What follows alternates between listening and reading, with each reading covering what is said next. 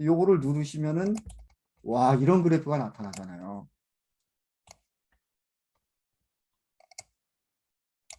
이게 무슨 말이냐면은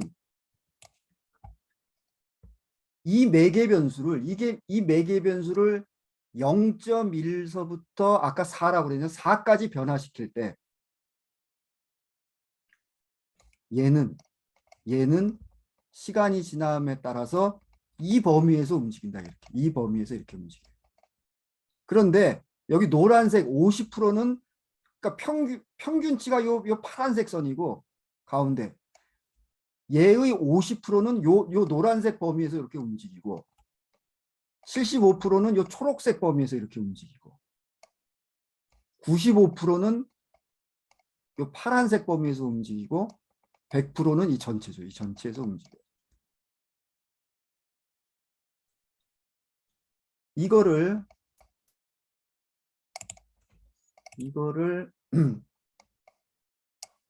이렇게 눌렀을 때 그리고 아까 이제 우리가 또 뭘 여기서 봐야 되냐면은 여기 이걸 시뮬레이션 그러니까 센서티비티 시뮬레이션 할 때 랜덤 유니폼 방식으로 하라.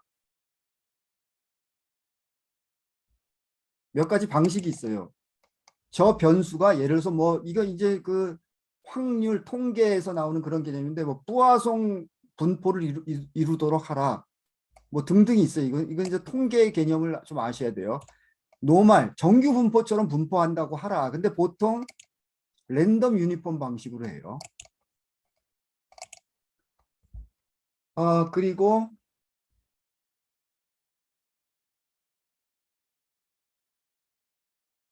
다른 거 한번 해볼게요. 그 민감도 개념을 정확히 알기 위해서 다른 거 한번 해볼게요. 이번에는 어, 민감도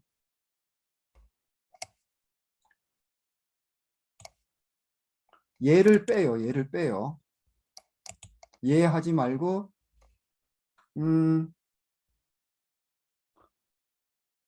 레모네이드 커버리지 할까요? 아까 이 사장님은 레모네이드 커버리지가 얼마였죠?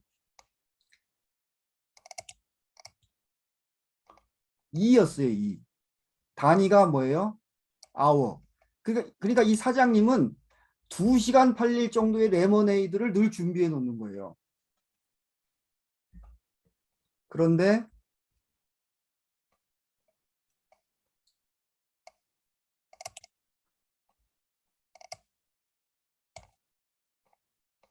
얘를 빼고 얘를 넣어볼까요? 얘를 이제 파라메터 얘에 대한 민감도를 알아보는 거예요. 레모네이드 커버리지 파라메터를 누르고 레모네이드 커버리지 오케이.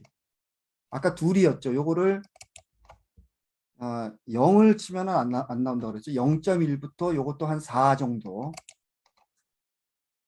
이 사장님은 2시간 팔릴 거를 준비하고 있는데 4시간 정도까지 이렇게 범위를 잡고 분포는 랜덤 유니폼하게 막 돌려보자 이거예요. 랜덤 유니폼하게 막 돌려보는 거예요. 그러니까는 이 값이 레모네이드 커버리지가 0.1부터 4까지 분포하는데 정규 분포도 아니고 무슨 뿌아송 분포도 아니고 랜덤 유니폼하게 분포한다. add editing, next, 그 다음에 얘는 그대로 하는 거죠. 레모네이드 레디 인스탠드는 그대로 해갖고 피니시, 오버라이트 그냥 하죠. 그런 다음에 얘를 누르고 센서티비티. 다르게 나타나죠? 그죠? 아까하고는 민감도 곡선이 굉장히 다르게 나타나죠. 이 폭이 굉장히 넓죠? 여기에 훨씬 더 민감하다는 거예요, 얘가. 시간 경과에 상관없이 아까 그 민감도 곡선은 시간 변화에 따라서 어떤 시간대에는 민감도가 확 높아지고 어떤 시간대에는 민감도가 확 낮아졌죠. 얘는 민감도가 훨씬 그러니까 이 민감도 개념을 더 정확히 보시려면 이걸 보시면 돼요. 이걸 그래프 표현되는 방식을 인디비듀얼 트레이스로 해보면은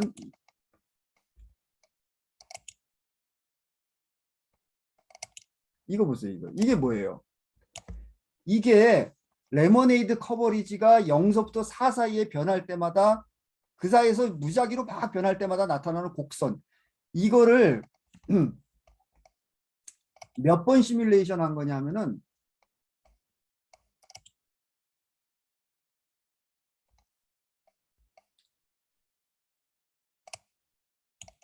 몇 번 시뮬레이션 한 거냐면은 여기 보시면은 200번 시뮬레이션 한 거예요. 200번. 그러니까는 이게 곡선이 200개인 거예요. 지금 200개. 200개인데 보세요. 여기에 굉장히 많이 분포하죠. 여기 밀도가 높잖아요. 여기 밀도가 높아요. 아래쪽이. 위쪽보다. 그죠? 이거를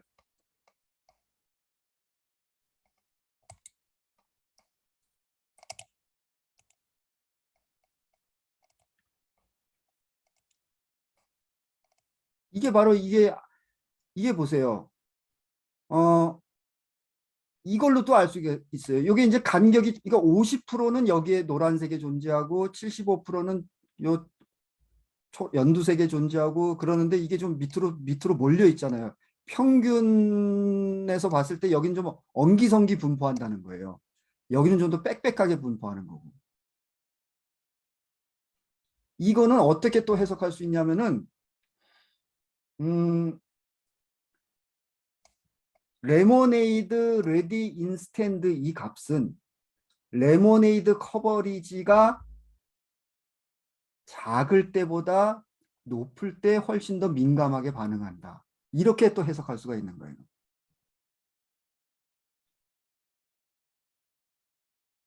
만약에 그러니까 이게 얼마나 중요한 개념이에요. 우리가 수업을 모델링 했을 때 어떻게 돼요?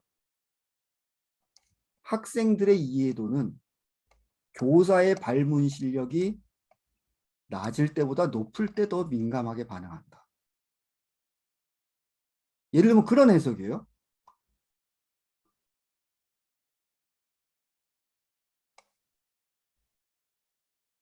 아직까지 그런 거 모델링 한 사람은 없지만 예를 들어서 입시 정책 이런 거 모델링 한다고 봐요.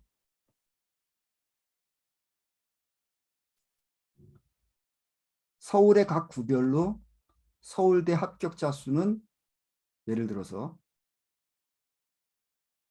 어떤 파라미터에 더 민감하게 반응하냐 이거죠.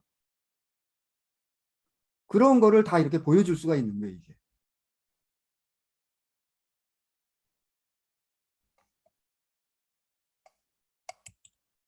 그리고 이거를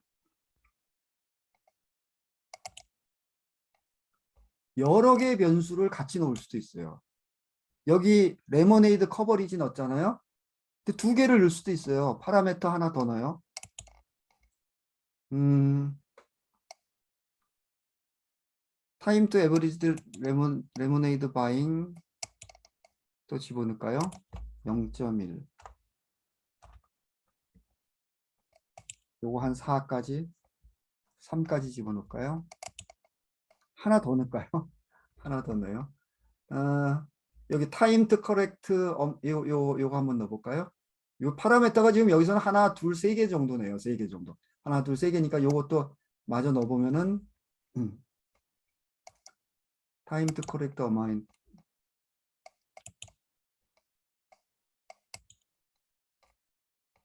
이거는 1이니까는 0.1에서 한 2 정도 할 거야. 2 정도. 헤드 에디팅. 넥스트. 레모네이드 레디 인스탠드 말고 익스펙티드 레모네이드 바인 이것도 한번 넣어볼까요?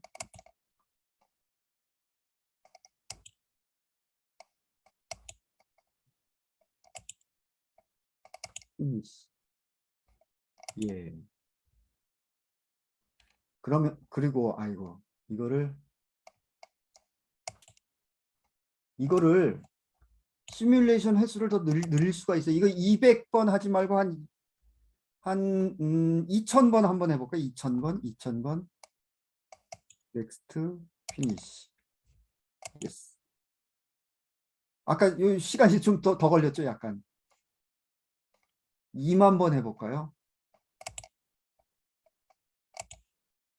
음, 2만 번. 2만 번 얘가 할 수 있을지 모르겠네요. 2만 번. 넥스트 피니시. 예. 못하네 얘가. 그냥 2,000번으로 할게요. 아이고.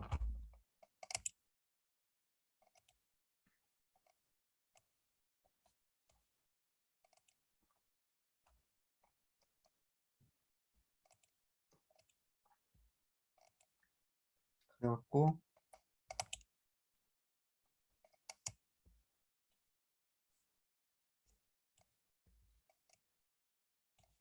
레모네이드 레디 인스탠드를 이렇게 보실 수가 있고 익스펙티드 레모네이드 바이. 익스펙티드 레모네이드 바이. 얘 민감도는 좀 이렇게 또 특이하게 이렇게 나타나죠. 그러니까 민감도가 이렇게 다 다르게 나타나요.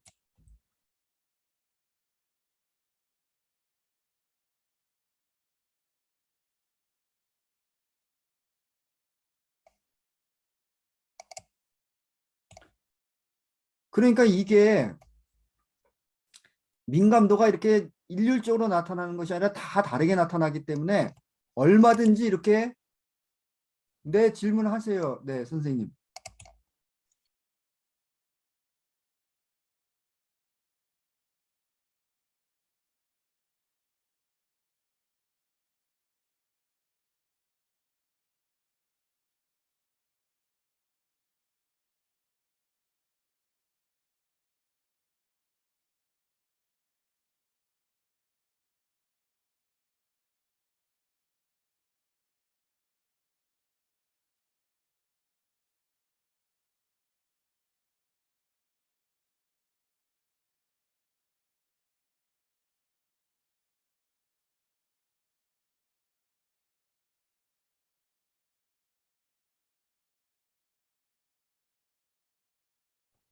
이게 어쨌거나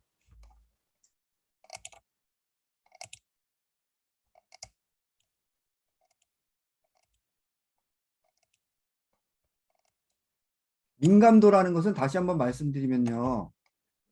요 타임 투 에버리지 레모네이드 바잉 요게 이제 지연시키는 시간이라고 그랬잖아요.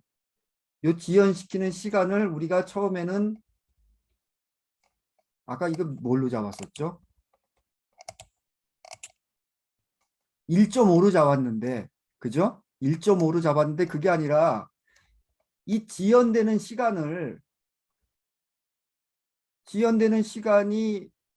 1이 될 수도 있고 0.1이 될 수도 있고 2가 될 수도 있고 3이 될 수도 있잖아요. 네네. 그죠? 네. 그죠? 네. 그러면은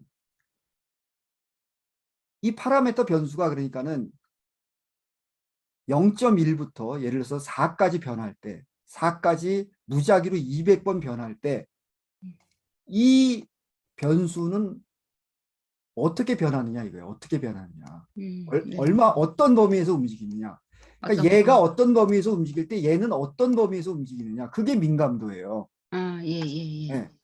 근데 얘가 어떤 범위에서 변할 때 얘가 굉장히 넓은 범위에서 변해요. 네. 그러면은 얘는 이 변수에 대한 민감도가 높은 거예요. 그죠? 네, 네, 네, 네.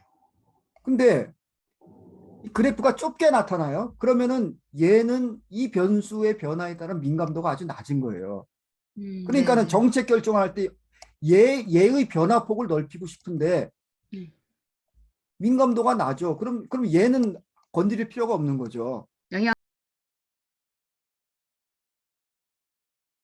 변화에 대한 영향을 덜 받는다는 얘기예요.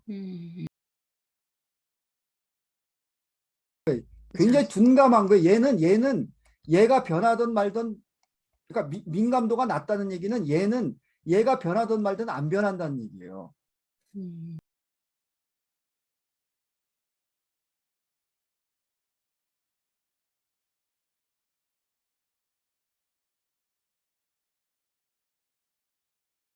왜 이렇게 됐지?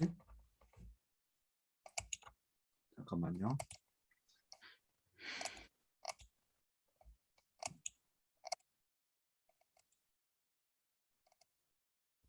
아, 그거는 이 네. 퍼센트를 굳이 이렇게 50, 70, 50, 75, 95 이렇게 구분한 것은 네. 랜덤 유니폼하게 200번 돌린 거라 그랬잖아요. 예, 예, 예. 200개의 곡선이 이 안에 들어가는 거잖아요. 이렇게. 네. 시간에 따라서. 그죠? 예, 예.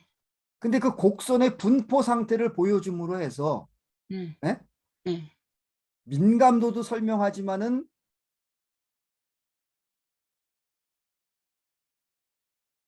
이 변수가 이 네. 변수가 예를 들어서 0서부터 4까지 변하는데 네.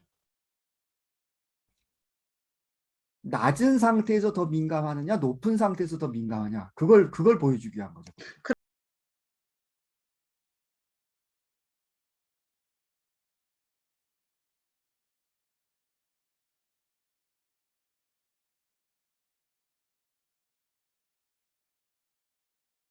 그러면은 예를 들어서 이 경우는 그러니까 이게 굳이 50, 75 이렇게 한 것은 뭐냐면은 네. 이게 예를 들어서 노란색이 요 노란색이 이쪽으로 쏠려 있어요. 약간 쏠려 있잖아요. 그죠? 아래쪽으로 쏠려 있죠?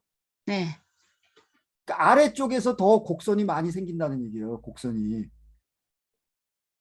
그러니까 아래쪽에서 곡선이 더 많이 생긴다는 얘기는 요 아래쪽에서는 아래쪽보다 위쪽이 더 민감도가 높다는 얘기죠. 조금만 변화시켜도 여기는 확 변하잖아요. 음. 보세요.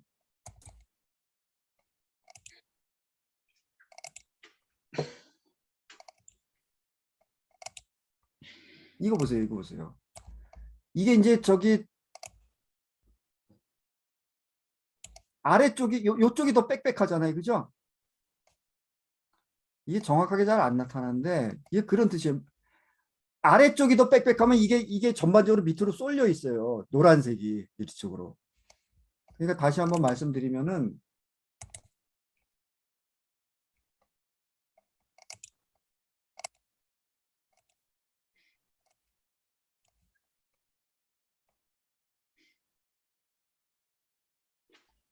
그러니까 이게 아래쪽으로 지금 이게 하여튼 이것도 약간 쏠려 있는데 95%가 더 아래쪽으로 쏠려 있다는 얘기는 아래쪽이 더 곡선이 많이 지나간다는 얘기 아니에요. 그러니까는 예를 들어서 이 타임 투 에버리지 레모네이드 바잉이 예를 들어서 0서부터 네. 4까지 변화하는데 지금 이거 갖고는 예를 들어서 0에서 1까지 변화할 때는 주로 이쪽을 지나는지 이쪽을 지나는지 잘 모르겠지만은 하여튼 0에서 1까지 변화할 때는 주로 이쪽을 지나고 3에서 4까지 변화할 때는 주로 이쪽을 변화한다고 했을 때 이쪽으로 곡선이 지나간다고 했을 때 이 값이 작을 때보다 클 때 더 민감하다는 얘기죠. 더 민감하게 움직인다는 얘기죠. 그거는. 그게 이해가 잘 안 가시죠, 아직.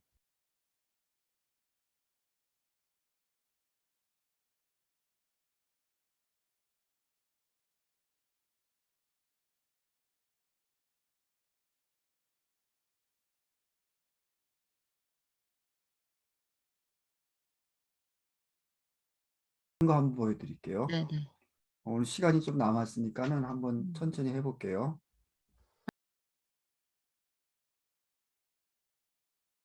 아니요. 그거는 같이 다 이해를 해보는 거니까는 네. 너무 2000으로 해갖고 너무 새까맣게 나와요. 200으로 하고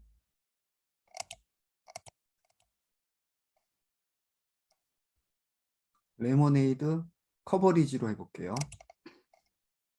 레모네이드 레디 인스턴트. 여기서는 아까 미니멈하고 맥시멈 값을 안 집어넣나요?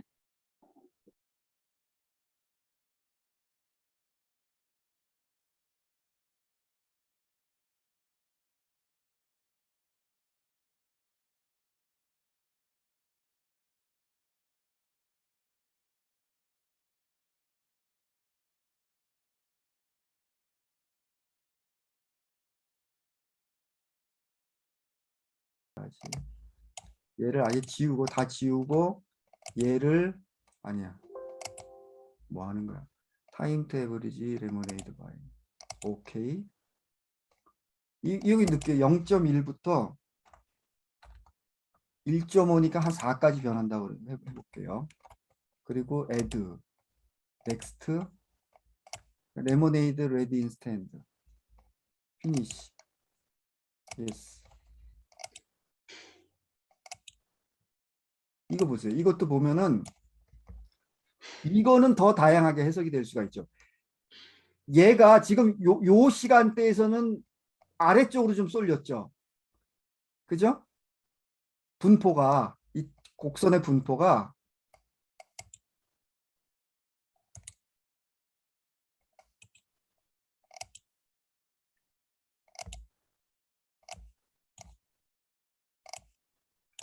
200번 시뮬레이션 했는데 이쪽이 까맣잖아요, 아래쪽이.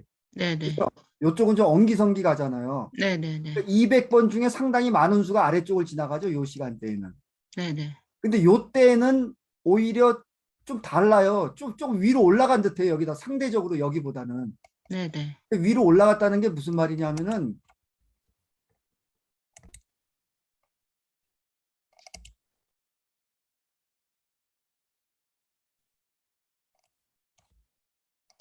그러니까 이게 50% 70% 이게 이해가 안 가신다고 그러셔서 네. 그런데 네. 요게 평균이거든요. 네. 요게 평균인데 음. 평균인데 평균선을 기준으로 했을 때 요 초록색을 한번 생각해요. 초록색. 초록색이 95%잖아요. 75%잖아요. 네. 75%가 위쪽보다는 아래쪽에 존재하는 거잖아요. 상대적으로. 그죠?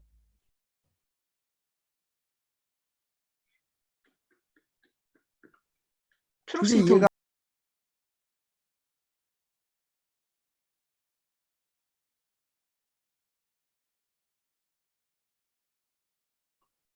아니 초록색을 하지 말고 그럼 요걸 해보죠. 50%를. 50%를 했을 때 요거 했을 때 더 아래쪽에 많잖아요. 아래쪽.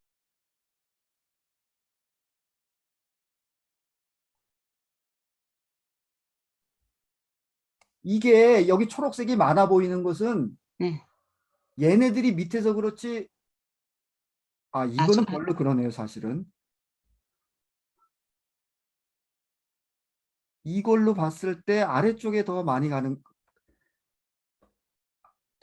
거죠. 아까 이걸로 보는 게 더 정확히 나타나요.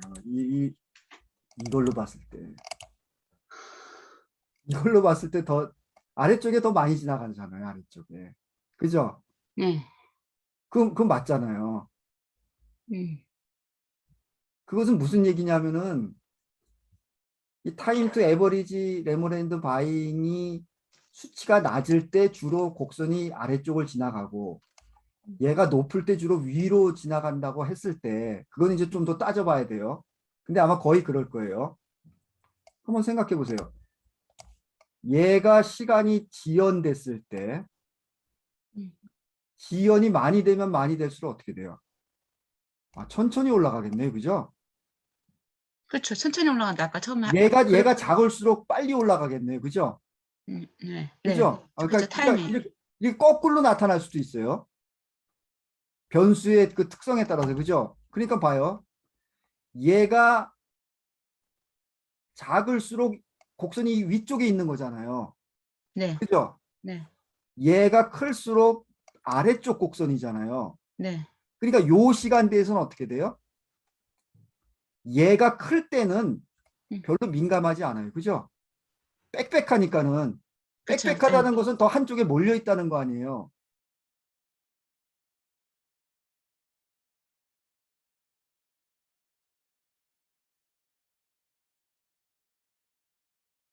얘 값이 작을 때, 작을 작을 때는 때는 확확 변하잖아요. 그죠? 네. 네. 민감한 거죠. 민감한 네. 거죠. 네. 네. 근데 그게 요 시간대에서는 굉장히 뚜렷하게 나타나지만은 이 시간대는 별로 그 차이가 안 나타난다. 어? 음. 음. 그건 다 이해되죠? 색깔.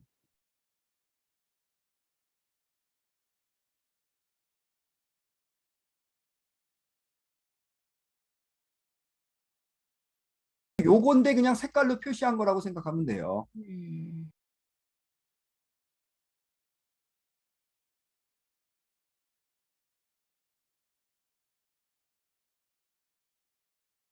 나타나. 아이고야 없어졌네. 아이고. 아 이걸 이렇게 위아래로 늘리니까 더 확실하게 나타나네요. 그러니까 요것도 아주 이거 참 해석하기가 좀 좋게 나타나는 경우도 있고 안 그렇게 나타나는 경우도 있는데 이 민감 근데 중요한 것은 이제 그거고 민감도 변화도 시간에 따라서 좀 다르게 나타나잖아요. 네네. 그래 이것도 만약에 우리가 어떤 수업을 정교하게 시뮬레이션 했다라고 하면은 이거 해석이 굉장히 다양하게 나타날 수 있는 거죠. 애들이 수업 시작 후 몇 시간대에는 뭐 10분부터 20분 사이에서는 어떤 변수에 대해서 그 변수가 낮을 때 민감하게 작용했지만은 수업 시간 뭐 40분부터 50분 사이에서는 어떤 변수가 상대적으로 낮을 때 또는 높을 때도 민감하다. 뭐 이렇게 다양한 음. 해석이 가능한 거래도요. 네네.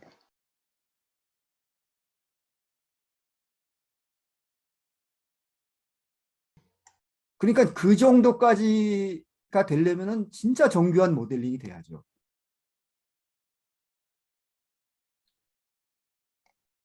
아,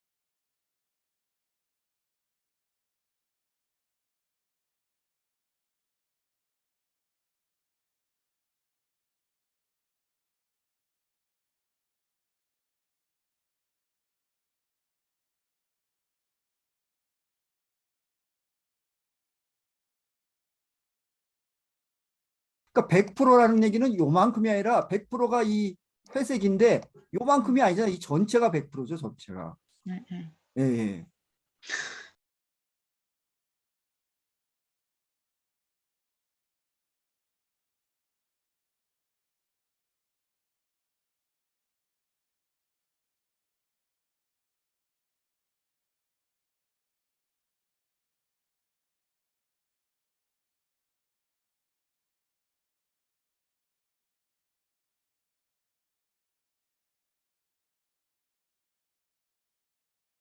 백 200번 시뮬레이션 했다고 그랬잖아요. 네네. 그 곡선이 200개가 생긴 거 아니에요, 여기. 그 그렇죠. 중에서 아니, 그러니까 이 곡선이 200개가 생겼는데 네. 50%라는 얘기는 절반이잖아요. 그러니까 네네. 곡선 100개는 요 노란색 범위에서 지나간다는 얘기고 네네. 200개 중에 75%면 얼마예요? 백사십 150개인가요? 150 정도. 140, 150. 150개는 요 초록색 범위 이만큼에서 지나간다는 거죠, 이만큼. 네네네네. 이제 좀 이해가, 그런데 네네네. 이해가 됩니다, 조금. 네. 감사합니다. 네. 요 평균보다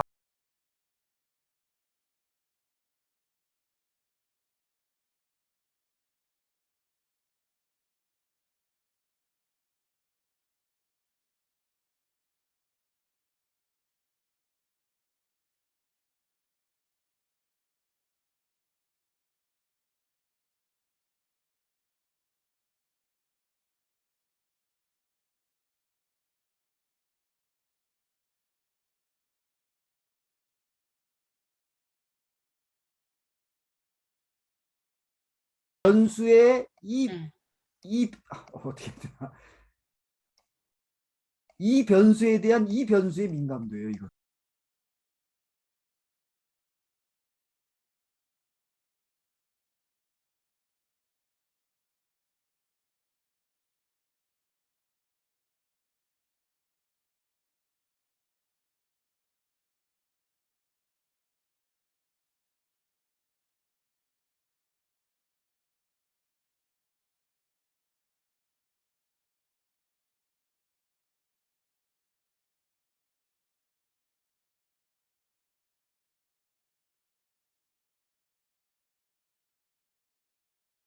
그러니까 탄천이. 이 주인이 네. 빨리빨리 인식해 이 변화를. 예? 변화를 빨리빨리 인식해서 빨리빨리 실행에 옮기는 거하고 네. 천천히 인식해서 천천히 실행에 옮기는 거하고 네. 네. 거기에 따라서 얘가 얼마나 민감하냐 이거예요. 이 민감도의 개념은.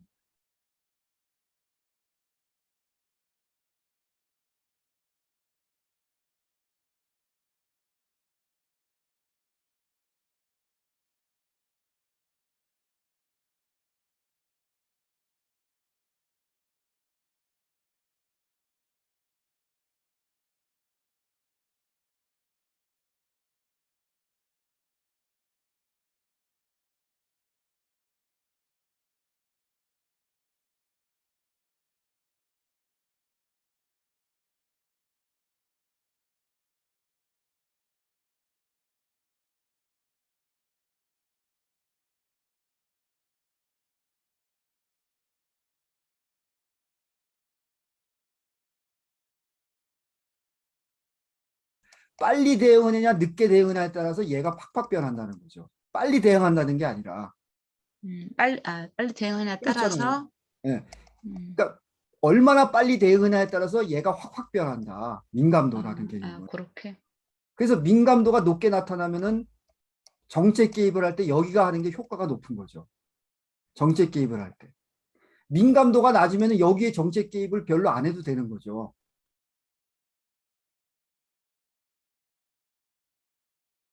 그렇죠, 그렇죠, 그렇죠. 음. 예.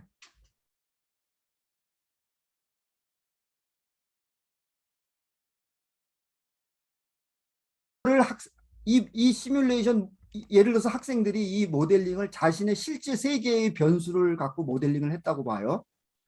그러면은 그 민감도를 깨닫는 게 자기 실장생활 변수 속에서 그 음. 민감도를 깨닫는 게 네네. 그게 크로스 커리큘러 음. 컴피턴스 베이스드 러닝이에요. 그게 바로 그게 바로 이 개념이래도요. 아니,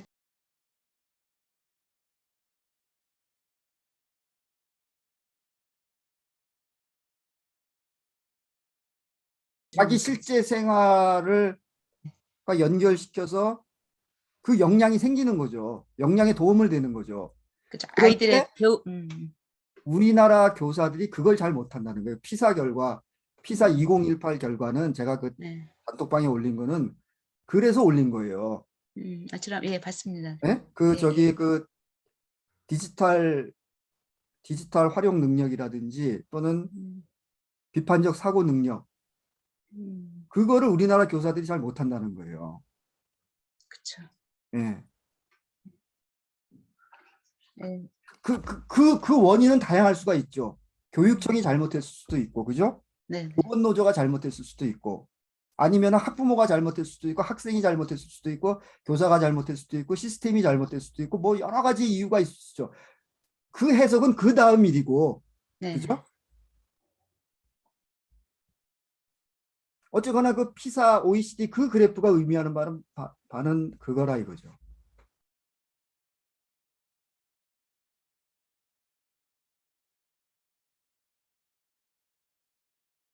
이게 음, 커지면은 이 사이가 커지면은 이게 민감도가 높은 거죠. 음. 그럼 민감도가 이거는 커졌다가 점점 줄어드네요. 시간이 갈수록. 음,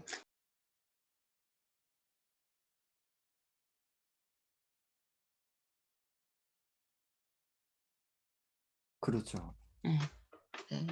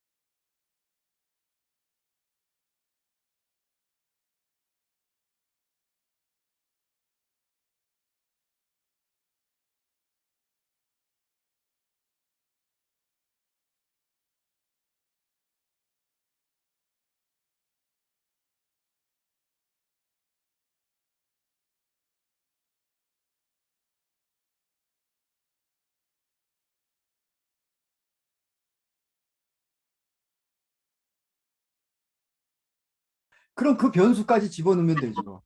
연구자가. 네네. 아, 그러니까 이 모델링이요. 우리는 진짜 지금 기초만 하는 것이고요. 여기 보시면은, 여기 그런 모델링까지 하는 방법이 있어요. 여기 보면은, 이 서브스크립트 컨트롤이라는 그 지금 원장님 질문하신 건 여기에 해당되는 거거든요. 지역마다 변수를 다 집어넣을 수가 있고 이거는 굉장히 고급 과정이에요. 그런 것까지 다 할 수 있어요, 원장님. 네, 이거는 이제 고급 과정에서 우리가 공부할 겁니다. 네.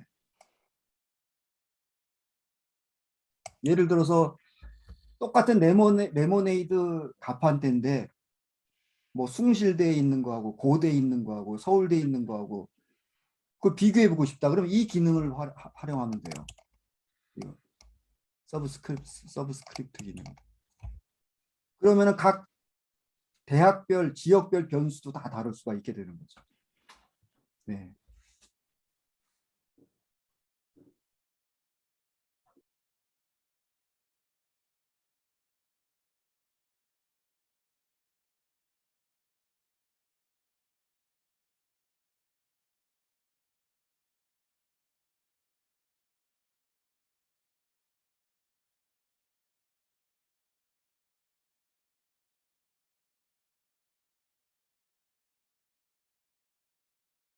개인에 따라서 다 다르죠. 그래서 그 요새 교육과정 혁신의 그 주요 키워드 중에 하나가 그거잖아요. 퍼스널라이즈드 커리큘럼을 짜라 이거잖아요.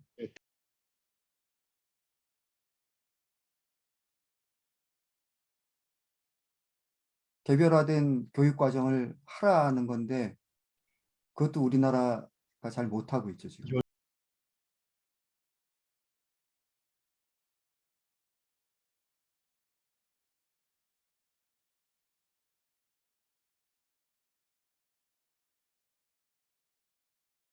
세상의 변화가 빠른데 네, 그렇죠. 거기에 적응을 못하는 못하면 안 된다 이거예요. 그래서 타임 레그가 또 굉장히 중요한. 또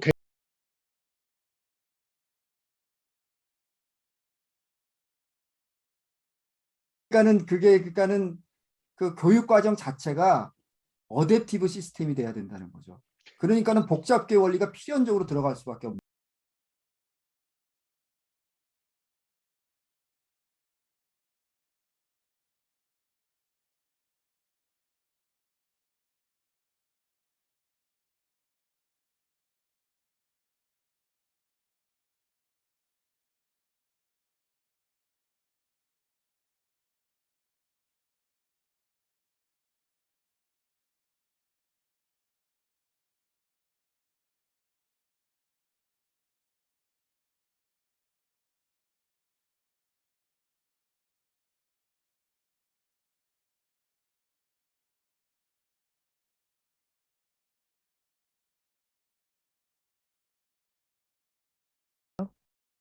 아니 민감도에 영향을 미치는 것은 어떤 다른 특정한 요소가 있는 것이 아니라 그 네. 모델 개발자가 만든 파라메터가 그러니까 그 모델 개발자가 이 시스템을 어떻게 설계했느냐에 따라서 민감도는 달라지는 거죠. 그러니까 이 민감도 테스트를 하는 이유는 민감도 그 자체를 위해서라기보다는 이게 제대로 모델링 됐냐 이거예요. 근데 우리가 이제 모델링을 했는데 그래서 민감도를 테스트했는데 전혀 민감도가 거꾸로 나타나는 거 이상하게. 민감하지 않아야 되는데 막 굉장히 민감하게 나타난다든지 또 시간대별로 민감도의 변화가 전혀 현실하고 안 맞게 나타나는지 하면은 이 모델링 자체가 잘못된 거죠.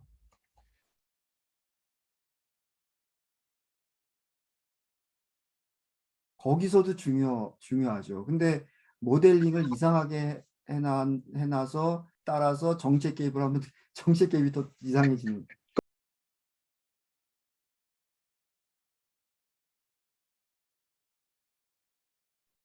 아니 민감도 자체만으로는 모르고 그것을 현실하고 또 비교해 봐야죠. 현실. 네.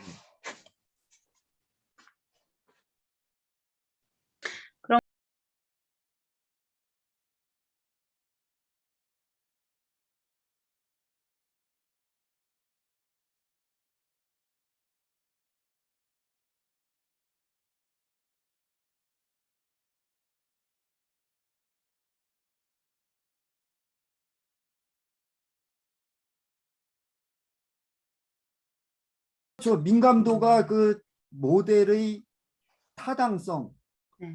신뢰성을 검토할 때 굉장히 중요한 거죠. 민감도가.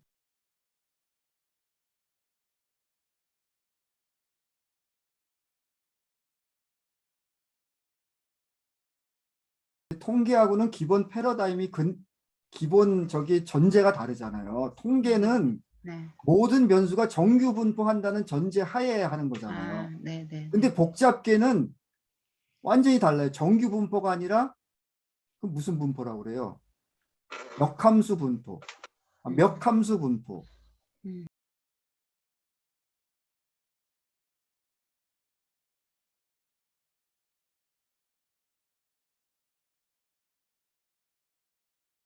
더 말할 나위도 없죠. 사전 연구, 그 데이터 이런 거 충분히 확보해야죠.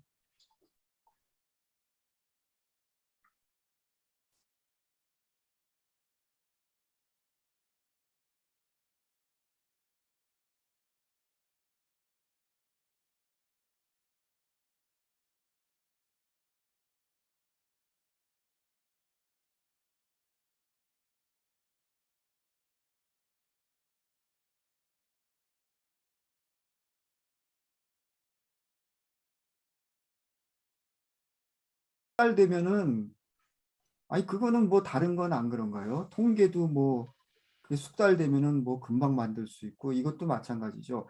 그러니까는 단순계를 연구하는 거는 뉴턴의 고전역학 방식이잖아요. 그리고 단순계이지만은 그 변인이 굉장히 많은 변수가 굉장히 많이 분포하는 거는 그거는 통계죠. 통계도 결국 그 단순계를 다루는 건데 이거는 복잡계를 다루는 거니까 훨씬 더 어려운 거는 분명한 거죠. 훨씬 더 정교한 데이터가 필요한 거고 그거는 분명한 거죠. 근데 그래서 이것도 뭐 숙달되면은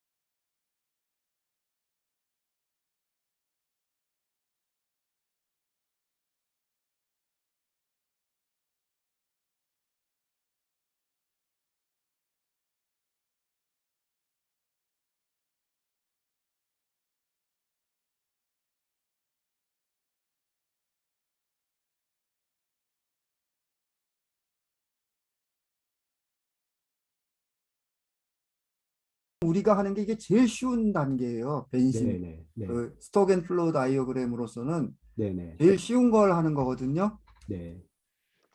그래서 예.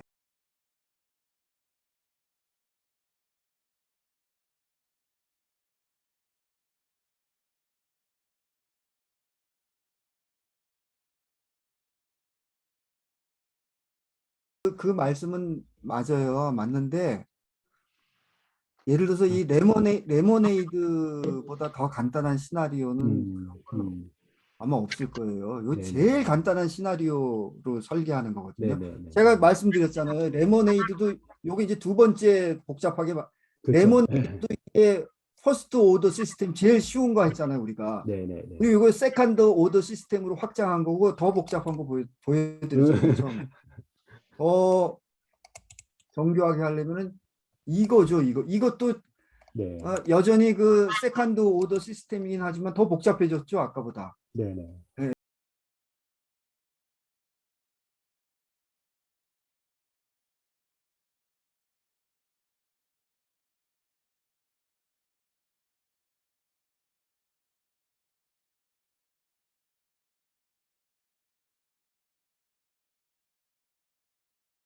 그 말씀도 맞는데 네. 이 기초 과정의 센서티비티가 나와요. 네. 그래서 기초 과정의 센서티비티는 제가 아까 하나하나 입력해서 해드렸잖아요. 네네네. 그런데 우리 지금 현재 선생님들은 제가 판단에 수준이 높으시다고 판단해서 심화 과정을 잠깐 한 건데 네네. 그게 이제 막 이렇게 질문이 늘어지면서 이렇게 네네. 여기까지 온 거죠. 네. 네. 하여튼 관심은 다 많은 것 같아요. 근데 좀 재밌지 않으셨어요? 좀 심화 과정 하니까 더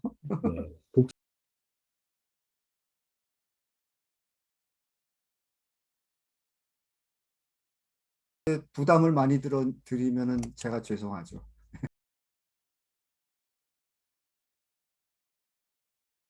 더 감안해서 좀 하겠습니다. 한 두 시간 두 번 남았지만. 감사합니다.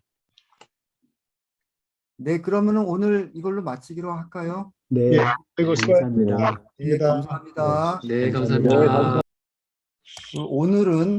오늘은 제가 우리 학회 단톡방에서도 잠깐 올려드린 것 같은데 이게 월드 이코노믹 포럼이죠. WEF. 다보스 포럼이라고 하는 거 있잖아요. 누구죠? 클라우스 슈밥. 네. 클라우스 슈밥이 이제 중심이 돼서 하는 건데 이게 이제 매년 열려요. 매년 원래 이맘때쯤 열리는데 코로나 때문에 금년에는 뭐 5월인가 6월 달에 한다고 그러는데 이게 이제 굉장히 권위 있는 이제 국제적인 리더 그런 회의 중에 하나죠. 그런데 여기서도 이제 교육에 대해서 관심이 많아요. 그래서 여기 보면은 10개의 21세기 역량, 모든 학생들에게 필요한 10개의 21세기 역량을 5년마다 발표해요. 5년마다. 그래서 5년마다 해갖고 여기 보면 이런 식으로 발표를 하는데 순위를 매겨서 발표해요. 여기는 제일 중요한 것부터. 그래서 2015년께 있고 2020년께 있는데 1순위가 다 뭐예요? 컴플렉스 프로블렘 솔빙이에요. 복잡한 문제 해결하기. 그러니까는 OECD가 이 교육 문제에 이렇게 직접적으로 개입한 게 2000년대 들어와서잖아요. 2000년 피사부터 시작해갖고 2003년에 데세코 프로젝트.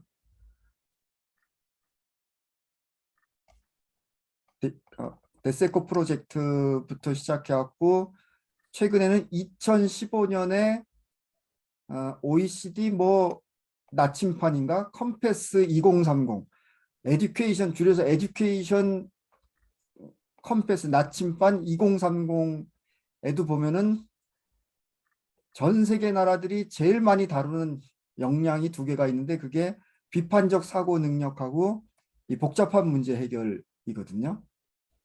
그런데 안타깝게도 이 대한민국이 이 수치가 굉장히 이런 게 낮게 나타나고 있어요. 그래서 이제 저는 그 이유 중에 가장 중요한 이유가 결국은 이런 걸 해결하려면은 디지털 툴을 다뤄야 돼요. 예를 들면 우리가 지금 하고 있는 벤심과 같은 툴을 다뤄서 해결할 수밖에 없는데 그 전이 가능한 크로스 커리큘라 역량 중에 제일 중요한 게 비판적 사고 능력하고 이제 복잡한 문제를 다루는 우선 이 커피 쿨링이라는 건데요. 이 커피 쿨링에 관한 자료는 제가 어디서 다운받았냐면은 이것도 이제 우리 이제 아시는 분은 아시겠는데 여기 보시면은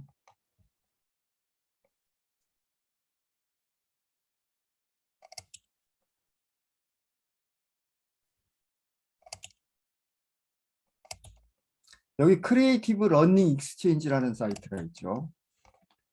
이게 이제 미국의 시스템 다이내믹스 학회에서 운영하는 그런 사이트예요. 시스템 다이내믹스 and 시스템 싱킹, 시스템 사고 in K-12 education. 미국의 유초 중고 학생들한테 이 시스템 사고를 가리킬 때 필요한 자료들이 여기 거의 다 들어있어요. 그래서 특히 이제 이 커리큘럼에 들어가시면 이렇게 나한테 필요한 자료를 검색을 할 수 있게 돼 있어요. 그래서 뭐 여기 서브젝트 에어리어, 내가 뭐 예를 들어서 수학 선생님이다 그러면 수학에 관한 자료가 뭐 있나, 그 다음에 레벨이죠. 레벨. 내가 초등학교 선생님은 엘리멘터리 스쿨 누르시고 시스템 테크닉스, 여기 이제 게임, 뭐 게임으로 하는 것도 있고 인과지도가 있고 원형을 찾는 것도 있고 비헤이비어 오브 타임 그래프에 관한 자료도 있고 스톡 앤 플로우 다이그램도 있고 뭐 이제 이런 거 모델링 자료도 이렇게 검색을 하실 수가 있어요. 그 페다고지는 뭡니까 이게? 평가, 시행, 뭐 가이디드 셀프 스터디 뭐 이렇게 쭉 있는데 이런 거는 뭐 하실 필요 없이 그냥 여기다 검색어 입력하셔도 돼요. 커피 쿨링 자료도 제가 그냥 여기다 쿨링 치셔갖고 이렇게 서칭을 하시면은 이게 4개의 자료가 있거든요. 제가 이렇게 해서 다운받은 거예요. 그리고 이렇게 해서 활용하실 수도 있지만은 미국은 이 시스템 다이내믹스를 시스템 사고를 K-12 학생들한테 가르친 지가 굉장히 오래됐죠. 제일 오래됐죠. 1990년대부터 했으니까는. 근데 우리나라는 이걸 아직 공식적으로 아직도 안 하고 있죠. 많은 나라들이 이걸 하고 있는데 이 사람이 누구예요? 이게 다코라고 있나? 존 다코라는 사람이 고등학교 생명과학 2 수준의 그 시뮬레이션 사이트를 만들어 놓은 거예요. 그러니까는 우리나라는 모든 교과서가 거의 100%가 단순계로 서술돼 있다고 그랬는데 이제 미국에는 이런 사이트까지 있는 거죠. 그래서 이제 저는 이거 몇 년 전부터 굉장히 한 10년 전, 15년 전부터 이런 사이트를 좀 언제나 만들까 하고 있는데 아직까지도 엄두가 안 나요. 이런 사이트를 만들려면 일단 그 벤심을 커머시얼 DSS 버전을 사야 돼요. 그래야 여기에 사용할 수가 있어요. 아카데미 버전으로 이런 거 만들어 갖고 막 올리면 그거는 저작권법에 위반되는 거예요. 그 계약에 위반되는 것이고, 그래서 예를 들어서 이제 이런 데 보시면은 생명과학의 각 분야가 있죠. 셀 트랜스포트, 셀에서 어떤 물질 이동, 뭐 생태 부분, 효소, 에볼루션 진화, 유전학, 메타볼리즘 대사, 몰레큘러 바이올로지, 분자 생물학, 피지올로지, 그 생리학, 뭐 피직스, 뭐 이렇게 쭉 있어요. 그래서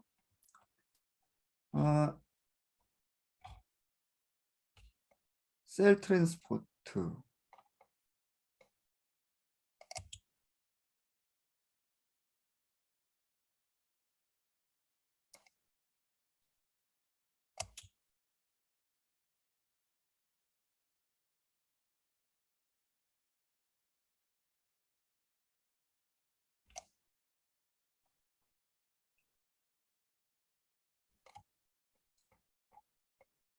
이렇게 돼 있죠. 그래갖고 이 생물학에서는 이 세포에서 이 물질 이동이 어떻게 일어나는가 이게 굉장히 중요하거든요. 이게 중요한 생명 현상 중에 하나죠. 그러니까는 이 세포가 하나의 복잡계인데 여기서 물질이 왔다 갔다 하지 않으면 이 복잡계가 작동이 안 되죠. 그래서 이거를 이제 이렇게 시뮬레이션을 할 수 우리 지금 이런 거 다루는 데가 우리밖에 없어요. 대한민국에. 여기까지 이렇게 다루는 데가 여기밖에 없어갖고 저는 다시 한번 이렇게 좀 뭐라 그럴까, 희망이 뭐냐면은 우리가 이제 좀 어디 돈을 투자 받아갖고 이런 거 그리고 정식으로 이제 업체를 만들어서 이런 거를 이제 개발해서 하면은 언젠가는 이게 참 필요하고 뭐 이제 그렇게 되지 않을까 이제 그런 생각을 하는데 이런 거 말고도 이렇게 모델링 사이트가 다 있어요. 이것도 굉장히 CC 모델링 시스템스라고 그래갖고 여기는 이제 아까 여기는 이제 비영리적으로 이제 하는 것 같은데 여기는 좀 영리적으로 하는 것 같아요. 그래서 이렇게 여기서도 이제 직접 맛배기로 시뮬레이션을 해볼 수 있고 아이들이 만든 것도 이렇게 막 올려놓은 것 같아요. 이렇게 아이들이 이게 모델링 해놓은 거죠. 이건 이제 지구 온난화 모델링 한 거네요. 그래서 이런 데서도 이제 일부 그 모델링 해놓은 거를 다운받을 수가 있어요. 근데 이건 스텔라로 했나?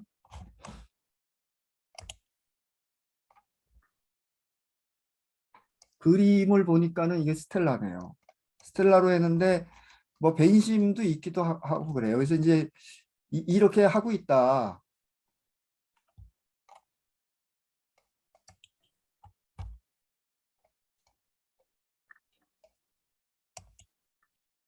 그래서 이제 커피 모델링 거기서 이제 다운받은 자료인데요. 커피 쿨링이죠.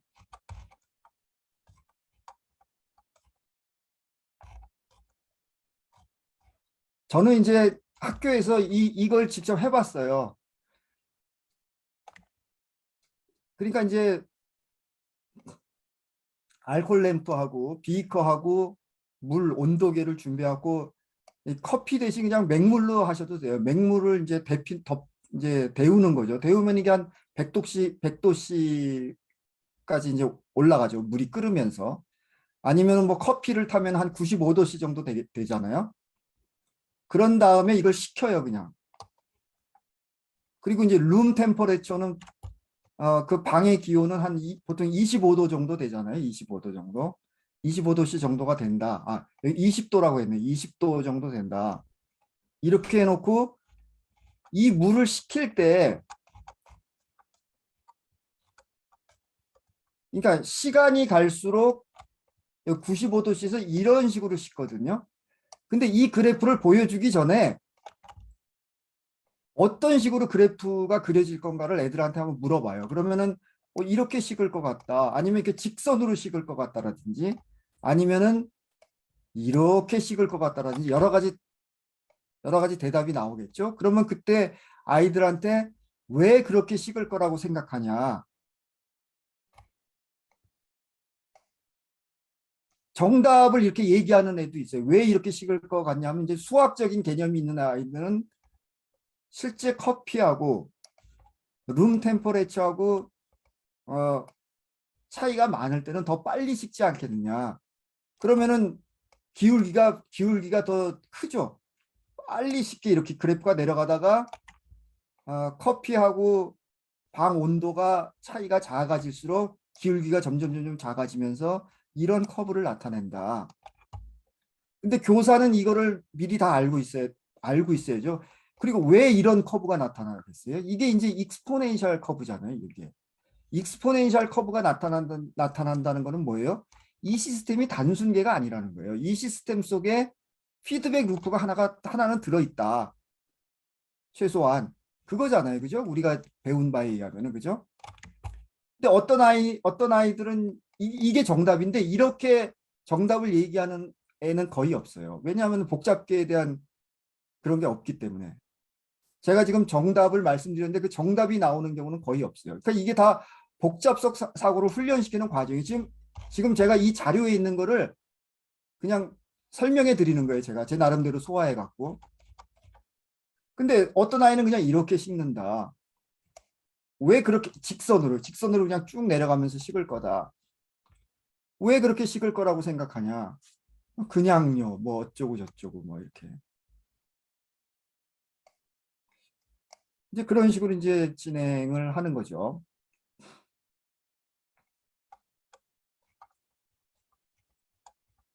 그런 다음에 이제 이거 시켜요. 그리고 이제 여기 뭐 여러 가지 질문들을 다양하게 할 수 있어요.